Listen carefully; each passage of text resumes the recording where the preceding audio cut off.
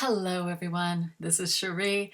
Welcome to my June vlog, TBR, TBW, kind of just like a smorgasbord video.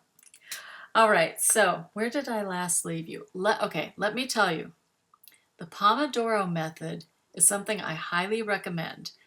If you don't know what Pomodoroing is, it's really focusing on one task for a certain amount of time, then taking a break, and then focusing on the task again.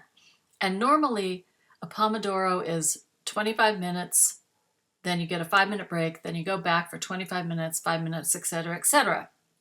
Well, okay, and on YouTube, there are a whole bunch of Pomodoro timers. You can find timers for kind of like any amount of time that you want to do. I have found the most success with the 15-minute on and 5-minute off timer. So I get 3 of those sessions within an hour.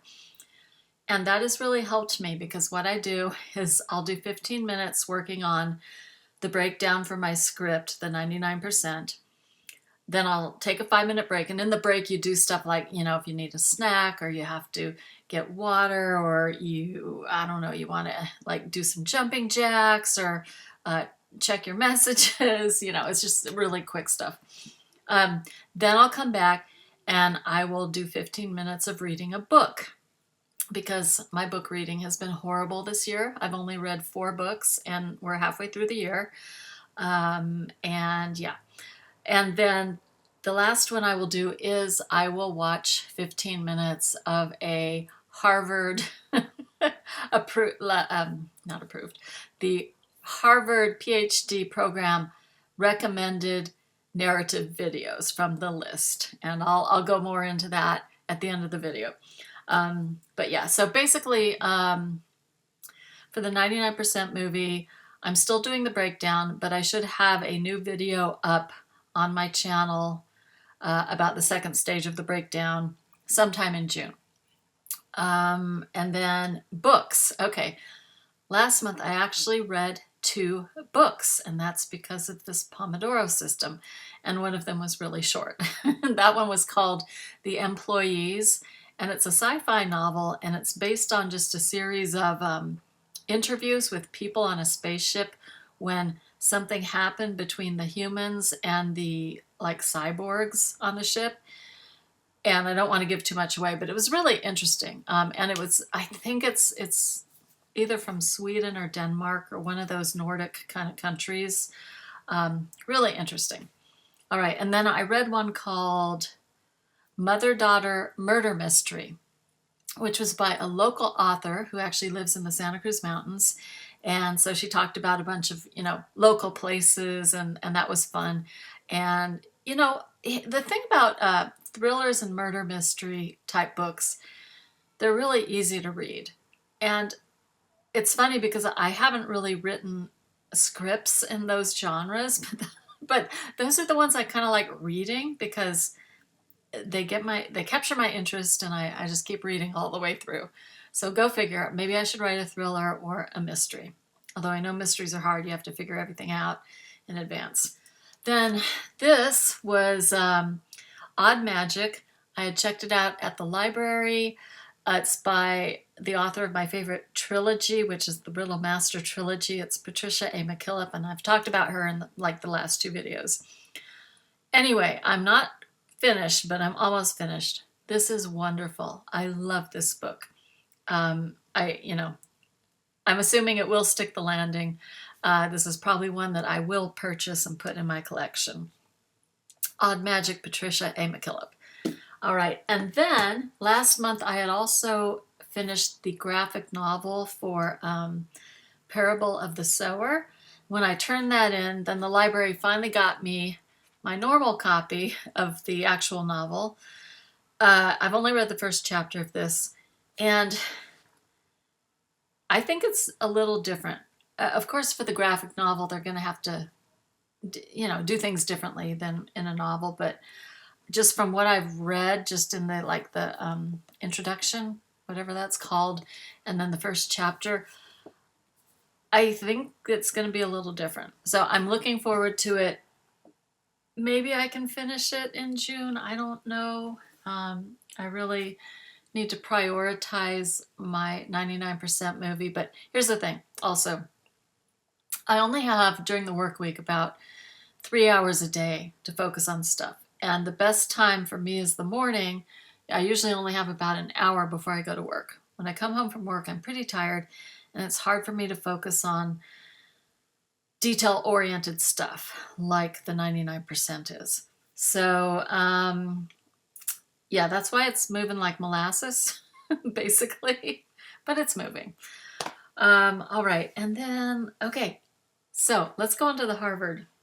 Oh, no, no, no. First, let's go on to the movies I watched last month that I really enjoyed. So May was Asian American Heritage Month. So I watched a bunch of Asian movies, and I want to recommend the following. Okay. Bad Genius from Thailand. That was like a thriller. It's about taking like the equivalent of the SAT, but it's a thriller. It's about people cheating. And you never could imagine that.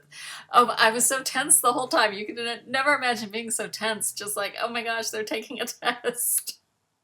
Definitely recommend that. It was on Netflix.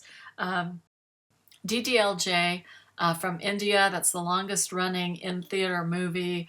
And I talked about it last month. I did see it, and it was so charming. If you want to get into Bollywood films and you haven't yet, this might be a good entry. DDLJ, those are the initials because it's 4 Indian words that I can't pronounce. But just look it up by DDLJ and you can find it. All right, and then High and Low from Japan, Akira Kurosawa. It was fantastic. And okay, I thought I knew what it was about because I'd seen, little bits and pieces. That's only the first third of the movie. Then it goes all the way into all this other stuff. It's a crime kind of mystery, kind of thriller, just wonderful movie, and about class and, the haves and the have-nots, high and low. And evidently, a few months ago, it was announced that Spike Lee is going to remake it with Denzel Washington. So I will be there if it does get made because it's a wonderful movie. Of course, the originals are usually better, but anyway, I'll still see it. And then Flirting Scholar from Hong Kong. This is a comedy, and with all the, oh gosh, what's it called? Wuxian is, the wire work and stuff. It's funny. It's like a parody. It's wonderful. I think I found it on YouTube. It's called Flirting Scholar. And then 2 anime movies I watched that I absolutely loved. I would totally watch them again and again. Paprika, which is kind of like a pre-Inception movie. It's really kind of about the same things, but it's animated and it's just bizarre and it's wonderful. If you like Inception and you like anime, watch Paprika. Suzume came out a few years ago. I should have gone to it when it was in theaters, but I didn't really at that time know how much I do love anime done really well. So definitely watch Suzume, and I think that's on Netflix right now as well. Okay, let's get to the Harvard film list. And I've got my list here. Let's go there. Okay, all the highlighted ones are the ones I've seen. And what I've decided to do was go in order. It's chronological order. And then talk about it in blocks of 25, because I doubt I won't be watching more than 25 a month. It might take me quite a while to get through all of these. But the first 25, these are all like the silent films. Most of them aren't features. A handful I had already seen in film classes. So I was able to go through that pretty quickly. I will not watch number 13, which is Electrocuting an Elephant. I already talked about that in my last video. So aside from that, the ones that I would recommend are The Great Train Robbery, which I think was about 12 minutes, and that is one of the original movies to start doing cross-cutting, and it's edited so well. It's, a lot of silent movies hold on things too long, and they're kind of stagey, and you got the actors, projecting to the far audience, but the Great Train Robbery does not do that. Next, The Gay Shoe Clerk. Very short, I think it's like a minute. It's got 3 shots.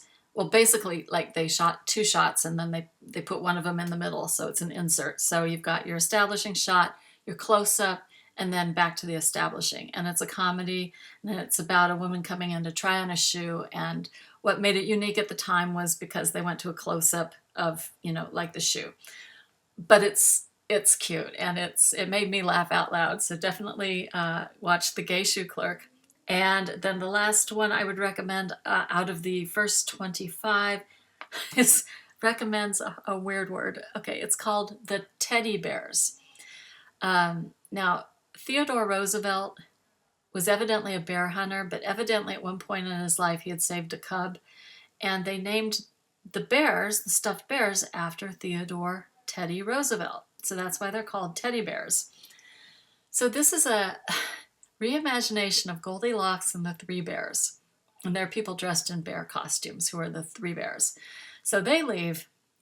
Goldilocks comes skipping along and just goes into the house and, eats the food. And then she goes and she looks through this little, like knot in the wood, like a little window, and sees into another room. And there are actually a whole line of teddy bears, and they do stop motion animation.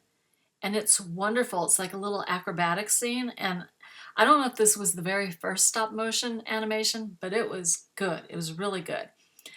And then she just kind of is like, okay. And then she goes up to the bedroom and finds the bed she wants to sleep in. The bears come back, find her, and she runs out. And then this is where it turns.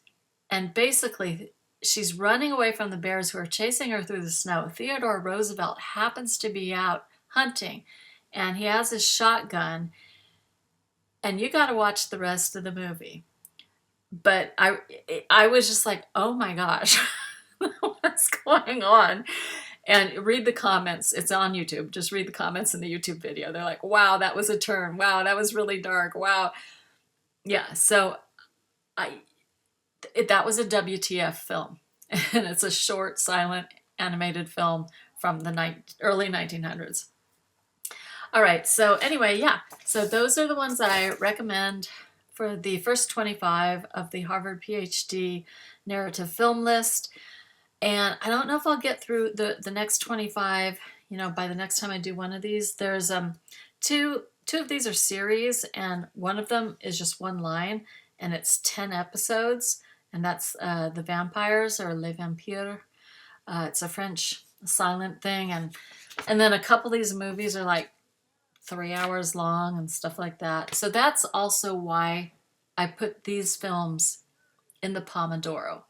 Because I can take silent black and white movies at 15-minute stretches. But I'm not going to watch a 3-hour-long movie all the way through with, just like silence. Sometimes they'll have music accompaniment, but it's difficult. It's difficult for me to watch. Anyway, yeah, so that's it. That's it for June. It's my birthday month. I will be riding the Giant Dipper at the Boardwalk, which is the roller coaster there. It turned 100 years just like last month. And yeah, that's my favorite. And I think that's about it. So yeah, keep an eye out for the new breakdown video on my other channel, the 99% Movie. Please subscribe if you haven't. And also, I just finished the logline video, which had been on my list since I started this channel, so maybe 5 years, and I finally got around to doing it. So it's how to write a logline. What is a logline? How to write one. Examples. And so I don't know if that video is going to go up before this one or not. I've recorded them the same day. But anyway, that's where I am right now. And I will see you next month for the next wrap up. Okay.